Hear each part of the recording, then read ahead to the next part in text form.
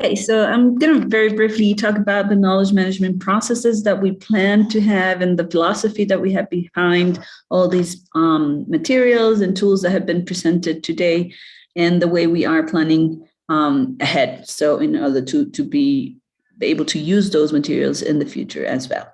So first thing to say here is what was the knowledge management approach that we took for these projects, and it's basically we were thinking on the innovation system model in all of the regions. We had that system in place. So in terms of the knowledge management processes, what it entailed was understanding the local context, the local needs, who were the audiences for each of these products and these materials, and then also, as Jaime and others were saying, adapting channels and content to the particular needs. So that's also the main objective of our approach or plan, knowledge management plan at the beginning. Also, as we saw in the session of gender, we were paying special attention to identify women's decision-making constraints, decision-making processes, and information needs to be able to kind of undertake, just pass over those obstacles preventing effective CLCA adoption. So in general, these knowledge management products were intended, and the whole info packages that we've seen today were intended to contribute to closing adoption gaps on the first hand, support the upscaling of field successes, best practices, and lessons learned, and be culturally, regionally adapted, as I was saying before, to specific needs of the target populations. So with this being said, what we really want to do in the near future is being able to generate a place or an environment or ecosystem where all of these materials and information and content and also learnings can be shared among the regions and across the regions as well. So maybe just a way to classify those outcomes and the way we're proposing and that we proposed at the beginning and that we would like to have that in the repository is by type of knowledge management outcomes or products. So we have in the first hand, systems and beneficiaries knowledge. So with that, we are talking about targeting beneficiaries, identifying key indicators, data collection tools for baselines, progress, and evaluation surveys forms.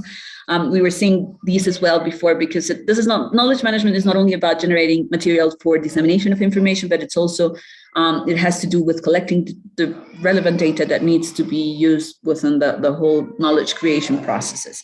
So this is one of the categories. The other category is knowledge sharing. So what we've created for that, or what could be created potentially in the future with the same materials and with the learnings and the knowledge that we have created within this project is online dashboards, all the magazine infographics, GIS tools that we've used, or even just the creation of geographical images might help. SMS tools if there were some. Also on capacity building, that's also part of the knowledge management outcomes that we were mapping here. So we have trainings to farmers. So even the content of the trainings, if you have that documented, might be good to have in the repository. Demonstration events, service providers that have been trained as well could be interesting for us within the repository to know about.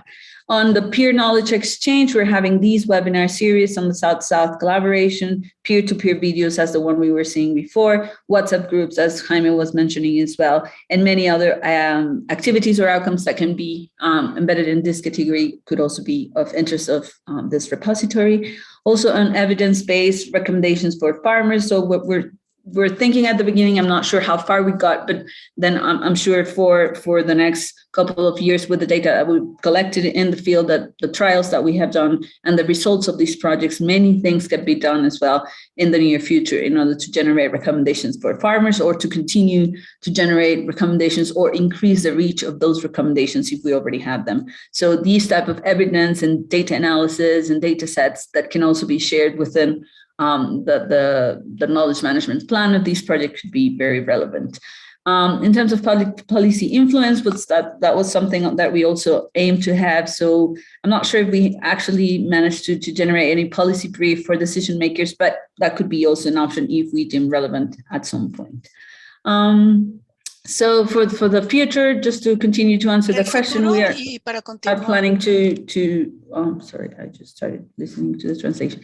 So I was saying we're going to have this online repository for future sharing with these categories that I just mentioned. So please do not hesitate to share with me or with Sam any of these materials that you have created in this along the process of the project, and we'll be categorizing those and we'll be sharing with you as soon as we have this repository in place that is aimed to be in place by the end of the project. So I'll stop there. So I'm not sure if we have additional questions. I cannot see them at the moment. Definitely, and thank you for sharing a little bit of the idea. And so Rima here in the chat is putting a good idea, but there's maybe a way to link the different platforms and databases through an application programming interface to draw in information not limited to the project. Maybe Andrea has a question. Of course, the CLCA project, it has a lifespan, but how does the information and the knowledge products which are being created, how do they live on in future projects and in the institutions themselves in CIMMYT and ICADA and your partners? A little bit, what's the timeline we're expecting here?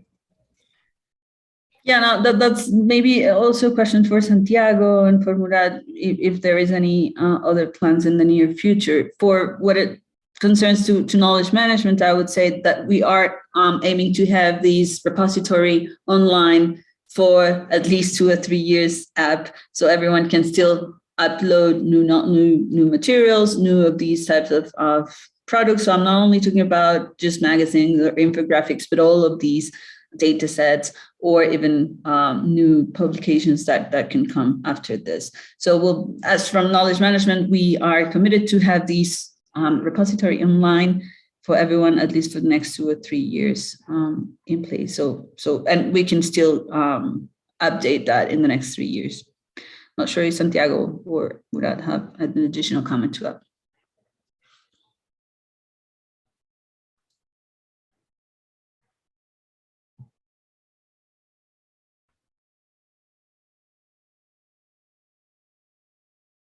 Yeah, so let's say, okay. So Santiago or Murad, do you have any comments yourself on what was just mentioned about what's maybe the future plan for the project's knowledge outputs?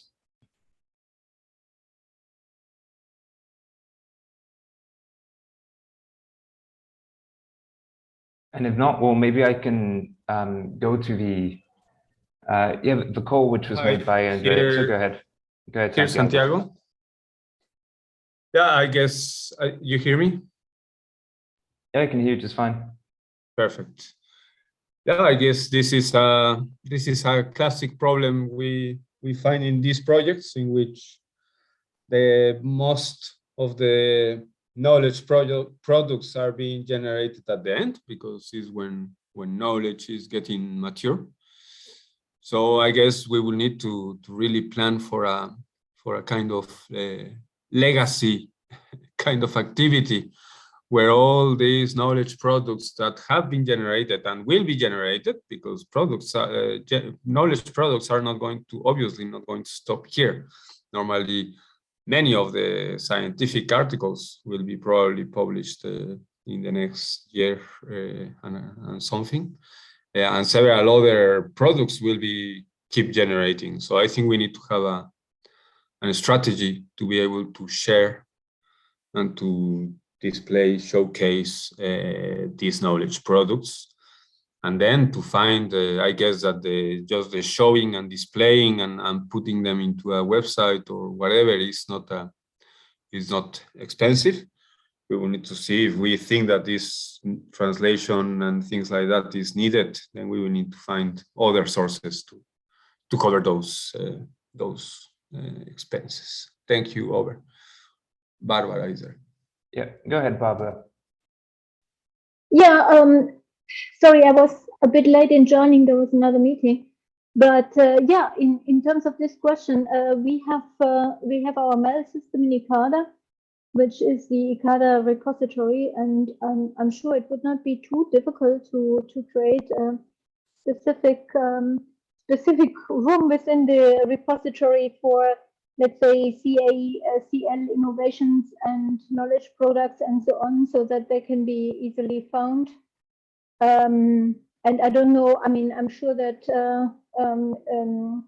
that the Alliance also has their own repository, and then this can be just linked so that we have sort of a page on each of these repositories and link to each other so that all the information can be found together. I think that should not be a big issue. We can discuss that with Enrico, and so I would not think that this has a limitation of 2 or 3 years, at least not for us, because our mail system is available and accessible all the time.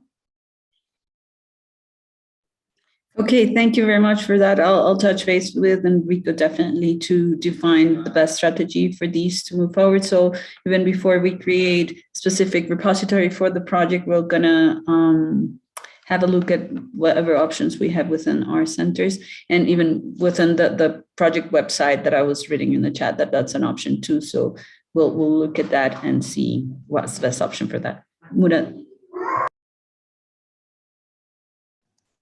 Hi, Andrea. Yes, I just wanted also to raise the point because I was chatting with Sam the other day, and I was told that all what has been presented in these South-South webinars will be uploaded in a website that CMIT will create. So this is going to be also another place for the CLCA project.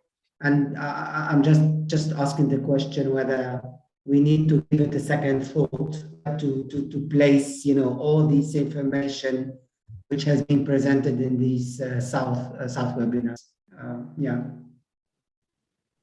I mean, it seems like we are multiplying the repositories where the information from the project is now being sort of, stored, and whether this is the right thing to do. Thanks.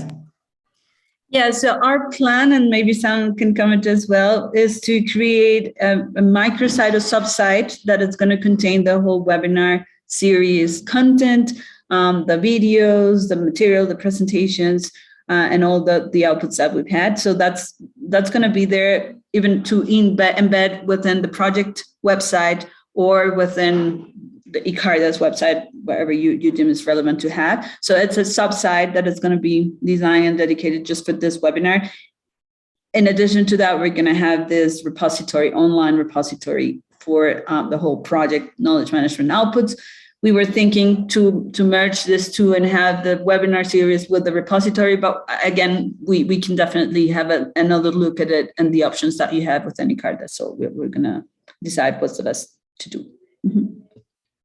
Definitely, Murad, I was having the exact same thought as the person who's mostly responsible for creating this website. I was thinking the same thing.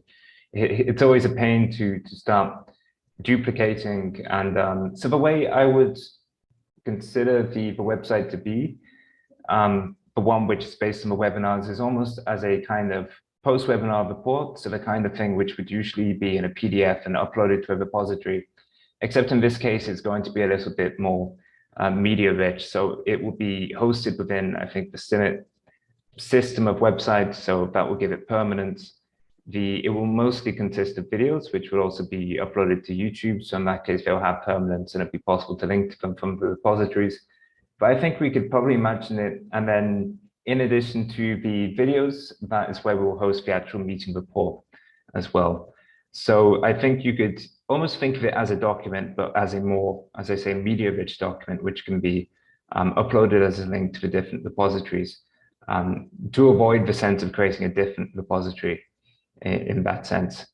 But yes, so I think it's a good point we've raised, that it's a moment, as Santiago says, where we're at the end of a project, and it's really the documentation phase is starting. I think hopefully in the next and final session, we should actually think, are there any new ideas we can think as we go into this process? But I don't know, is there maybe a final message we can provide to everybody who's producing information, who's producing knowledge for the project? What should they do next? Who should they send it to? What should they think about creating? Is there any guidance out there for them to take into account?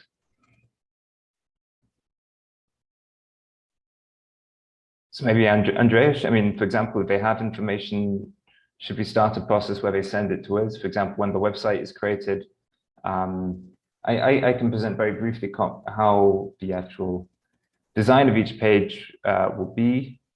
Yeah, what I was kind of thinking, what's the best way to move forward? Let me say, well, if you already have something that is in a format that you would like to share, any of you, please do share that with me or with Sam by email or by Dropbox if it's too big, or please do share proactively. However, I was thinking of a strategy to ask for those as well. So let me touch base with Enrico, because unfortunately, he cannot be here today with us. So I'll touch base with him to understand what's the best strategy to gather all of those knowledge management products that have been created in the past as well. And we'll get back to you with a message and maybe a concrete template on how to upload or where to upload those. So if you already have something, please don't hesitate and do share with us. But I'll get back to you with a concrete process for that as well.